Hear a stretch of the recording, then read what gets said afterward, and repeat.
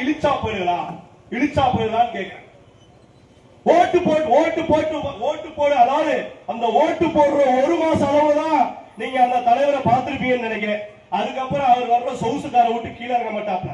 என்ன பாருங்க, இன்னும் ஒரு 6 மாசம் போனதுக்கு அப்புறம் பாருங்க, தெருவா நின்று பிச்சை கேட்பாங்க பாருங்க. நீங்க அதை பார்த்து ஏமாறாதீங்க. எதுக்கு இந்த விஷயத்தை சொல்றேன்னா, அடுத்து நீங்க தேர்வு செய்யக்கூடிய தலைவர்களை இந்த முத்திரையர் சமுதாயம் தெளிவான தலைவர்கள், நேர்மையான தலைவர்களை தேர்வு செய்யுங்க. அதாவது தமிழ்நாடு முழுவதும் இந்த 4 வருட காலமா இந்த தமிழர் தேச கட்சி உருவெடுத்து 4 வருட காலமா தமிழ்நாடு முழுவதும் 70 சட்டமன்ற தொகுதிகளில் இந்த முத்திரையர் பெரும்பான்மை என்று நிரூபித்தது அண்ணன் சமநீதி போராளி கே செல்வகுமார் அவர்கள் தான். அதை யாராலும் மறுத்து சொல்ல முடியுமா? எந்த சமுதாயமாவது மறுத்து சொல்ல முடியுமா? இந்த தமிழர் தேச கட்சி இந்த முத்திரையர் சமுதாய கட்சின்னு சொல்ற இடத்துல நான் ஒரு கருத்தை சொல்றேன் கேளுங்க. இந்த முத்திரையர் சமுதாயம் பாதிக்கப்பட்டா மட்டும்தான் இந்த கட்சி வேலை செய்யுமான்னு நீங்க நினைச்சீங்கன்னா அது தவறு. இந்த முத்திரையர் சமுதாயம் எந்தெந்த தொகுதியில பெரும்பான்மையா இருக்குமோ அந்தந்த தொகுதியில எங்களை சார்ந்து உள்ள மற்ற சமுதாயங்களுக்கு கேடயமா தான் நாங்க இதுவரையும் புரட்சி பண்ணிக்கிட்டு இருக்கோம். இந்த புரட்சி கூட நாங்க காவல்துறையை வன்மையா கண்டிக்க, அதாவது அவங்க சரியான முறையில வேலையை செய்யல, அதை செய்ய வைக்கணும்ன்ற நோக்கத்துலதான் நாங்க இந்த போராட்டத்தை செய்யறோம்.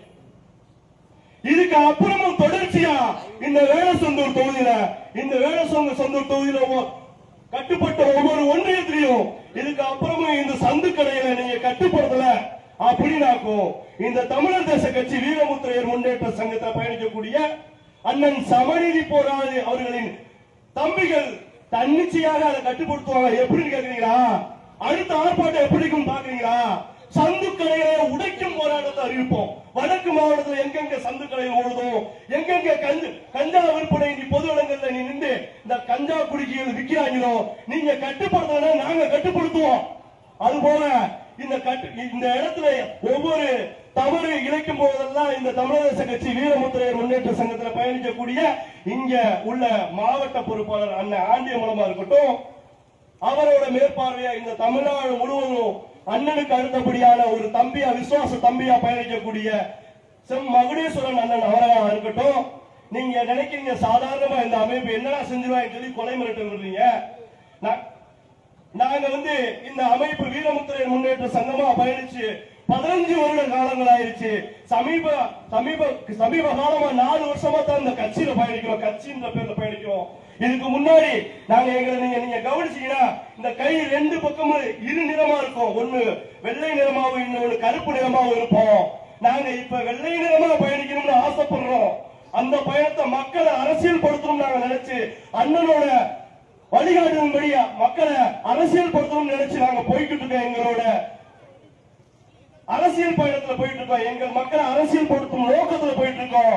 எங்களை மறுபடியும் இந்த கடைசி 12 வருட காலமா நாங்க பட்ட இன்னல்கள், புரட்சிகள், எங்களுக்கு எதிராக காவல்துறையும் இங்க உள்ள அரசாங்கமும் பண்ண வேலை எங்க கருநிறமா திருப்பி கருப்பு நிறமா எங்களை மாத்தாடுங்க. எங்க எப்படி எதுக்கு சொல்றேன்னா, கருநிறம் என்பது எங்களுக்கு வன்மையான புரட்சி எங்களுக்கு கையில எடுக்க தெரியும்.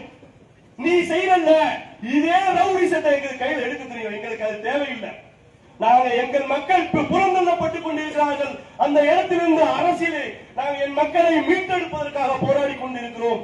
அந்த இடத்திலிருந்து எங்களை தடமாற வைக்காதீங்க. யாரா இருந்தாலும் காவல்துறை யார் யாரு இந்த கொலை மிரட்டலுக்கு உடன்பட்டு இருக்கிறார்களோ இன்னும் குறிப்பிட்ட நாட்களுக்குள் நீங்கள் அவர்கள் அனைவரையும் கைது செய்ய ஆக வேண்டும். அப்படி இல்லையே இதே வேடசந்தூர் மட்டுமல்லாமல் தமிழ்நாடு முழுவதும் தமிழர் தேசம் கட்சி வீரமுத்திரையர் முன்னேற்ற சங்கம் அண்ணன் சமநீதி போராளி கே செல்வகுமார் அவர்களின் தலைமையில் அனைத்து இடங்களிலும் சாலை மறியல் போராட்டம் நடைபெறும். இது கொலை மிரட்டல் கிடையாது. நீங்கள் இந்த மாதிரி மிரட்டல்கள் எல்லாம் நாங்கள் 4 வருடத்திற்கு முன்பாகவே பார்த்து விட்டோம். சமாளித்துதான் இந்த இடத்தில் நின்று கொண்டிருக்கிறோம். எங்கள் மறுபடியும் அந்த வழிக்கு தள்ளப்படாதீர்கள் என்று கேட்டுக்கொண்டு இந்த வாய்ப்பளித்ததற்கு நன்றி விடைபெறுகிறேன். நன்றி, வணக்கம்.